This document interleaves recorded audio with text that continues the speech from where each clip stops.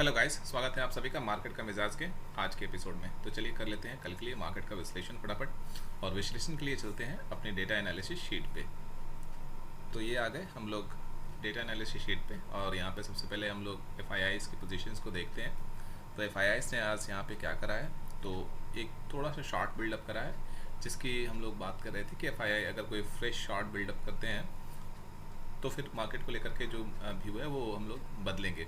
But फिलहाल जो FII ने शॉर्ट पोजीशंस यहाँ पे बनाया है, ये कोई बड़ी शॉर्ट पोजीशन नहीं है, तो इसे फ़िलहाल मैं कंसिडर नहीं करूँगा। और साथ साथ में यहाँ पे थोड़ी सी लॉन्ग अनवाइंडिंग एफआईआई ने करी है, जो कि कोई बड़ी लॉन्ग अनवाइंडिंग नहीं है। अगर एफआईआईज की नेट पोजीशन देखें तो नेट एफआईआईज अभी फ्यूचर में शॉर्ट हैं, मगर मुझे ऐसा लगता है कि एफआईआई अभी शॉर्ट कवर करेंगे और एफआईआई अभी मार्केट को लेकर के बेयरिश नहीं है। अगर ऑप्शंस की पोजीशन देखें तो यहाँ पर एफआईआईज ने ऑप्शंस में छोटी सी पोजीशन बनाई है, जो हल्की फुल्की कॉल राइटिंग है, जो डिप पे बाइंग वाली स्ट्रैटेजी है, वो स्ट्रैटेजी हमारी अभी भी बरकरार रहेगी। बाकी प्लेयर्स की अगर पोजीशंस देखें तो क्लाइंट की पोजीशंस देखें तो क्लाइंट ने लॉन्ग बिल्डअप करा है और अपने शॉर्ट्स कवर करे हैं।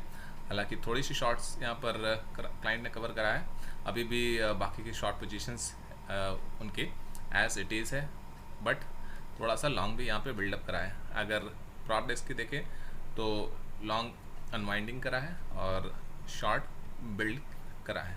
तो अगर शॉर्ट में देखें तो फ्रेश शॉर्ट यहाँ पे ठीक ठाक क्रिएट करा है प्रॉप डेस्क ने। और जो लॉन्ग पोजीशंस थी, लॉन्ग पोजीशंस में से अगर ये 8 और 3 यहाँ पर 11,000 होती, 11,000 में से 5,000 लॉन्ग अनवाइंडिंग करा है, यानी कि अभी भी 6,000 लॉन्ग पोजीशंस प्रॉप डेस्क की है। तो प्रॉप डेस्क अभी कंफ्यूजन के कंडीशंस में है, क्लाइंट भी कंफ्यूजन वाली स्थिति में है। और अगर डीआईआई की देखें तो डीआईआई ने जो 12,000 शॉर्ट पोजीशंस बनाया था, जिस वजह से कि जैसा कि मैं कह रहा था कि कहीं ना कहीं डीआईआई को एक गिरावट दिख रही थी, जिसकी वजह से डीआईआई ने शॉर्ट पोजीशन बनाया। इसमें से 7,000 शॉर्ट पोजीशंस डीआईआई ने क्लोज कर दिया है। और आज जो बड़ी गिरावट रही वो इसमें एक तो एफआईआईज ने प्रॉफिट बुकिंग करा, बैंक निफ्टी में थोड़ा मोड़ा, और साथ साथ में इन्फोसिस 10% नीचे था, जिसकी वजह से गिरावट देखा गया। बाकी जो क्लाइंट थे अपने शॉर्ट पोजीशंस को डिफेंड करने के लिए रिलायंस में सेलिंग करा, और सेलिंग करने क्योंकि रिलायंस में स्टेक ज़्यादा है एचएनआईज का, तो इसके वजह से मार्केट में 200-250 पॉइंट्स की गिरावट आज हम लोगों को देखने को मिला।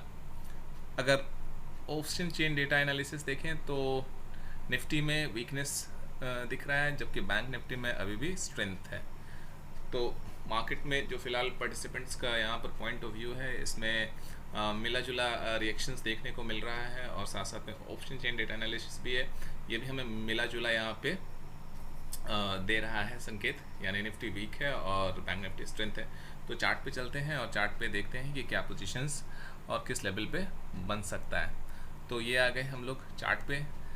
तो जब तक निफ्टी 17,600 के ऊपर है तब तक बाय इन द डिप की स्ट्रैटेजीज हमारी रहेगी। अगर इसके आसपास खुलता है गैप डाउन तो स्ट्रेंथ देख करके बाइंग अपसाइड के लिए ट्रेड बनेगा, और अगर गैप अप खुलता है बाज़ार थोड़ा 17,750 के आसपास, तो वहाँ से एक नीचे की तरफ यानी कि डाउन साइड के लिए ट्रेड बनेगा 17,600 तक। तो कहने का ये मतलब है कि कल जहाँ तक मुझे लगता है कि निफ्टी एक कंसोलिडेशन फेज में रहने वाली है, और शायद निफ्टी 17,000 जैसा मुझे लगता है कि 17,750 से 17,600 के बीच में निफ्टी ट्रेड करने वाली है। तो 17,750 के आसपास अगर मिलता है ±20 पॉइंट्स, तो नीचे की तरफ का ट्रेड यानी डाउन साइड की तरफ का ट्रेड बनेगा, और अगर 17,600 के आसपास बाजार मिलता है, गैप डाउन ओपन होता है, तो अपसाइड ट्रेड बनेगा। तो निफ्टी कल कंसोलिडेशन फेज में रहने वाला है। अगर बैंक निफ्टी की देखें तो बैंक निफ्टी का ये चार्ट है, बैंक निफ्टी चार्ट पे भी हमें अभी भी स्ट्रेंथ दिखा रहा है।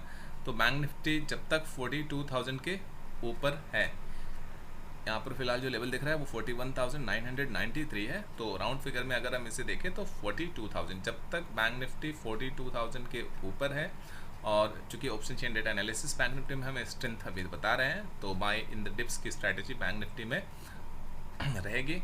और फिलहाल जो टारगेट होगा, अगर निफ्टी गैप डाउन खुलता है और 42,000 के ऊपर सस्टेन करता है तो प्रॉफिट बुकिंग का टारगेट 42,692 यानी कि 42,700 के आसपास का रहने वाला है, क्योंकि एक बड़ा ये सप्लाई जोन है। तो गैप डाउन खुलता है तो इसके आसपास प्रॉफिट बुकिंग होगी। और मुझे आज जो बैंक निफ्टी में सेलिंग आई है, इसका भी रीज़न ये है कि यहाँ पे ये एक सप्लाई जोन था और यहाँ बाज़ार पहुँचने से पहले, बैंक निफ्टी पहुँचने से पहले यहाँ पर सेलिंग आ गई और थोड़ी सी प्रॉफिट बुकिंग हुई है FIIs के तरफ से। तो फिलहाल बैंक निफ्टी में स्ट्रेंथ है और गैप डाउन यानी 42,000 के ऊपर अगर बैंक निफ्टी सस्टेन करता है तो अप साइड बैंक निफ्टी में ट्रेड बनता है। और फर्स्ट प्रॉफिट बुकिंग के जो टारगेट हो बैंक निफ्टी में 42,600 के आसपास रहने वाला है।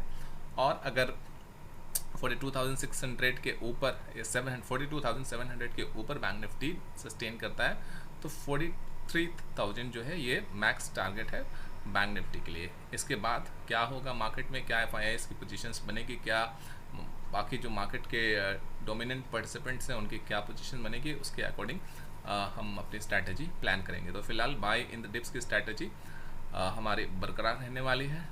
जब तक निफ्टी 17,600 के ऊपर है बाय इन द डिप करेंगे, और अगर 17,750 के आसपास, 17,750 या 800 के आसपास बैंक निफ्टी ओपन होता है तो सेलिंग देखने को मिल सकता है थोड़ा मोड़ा।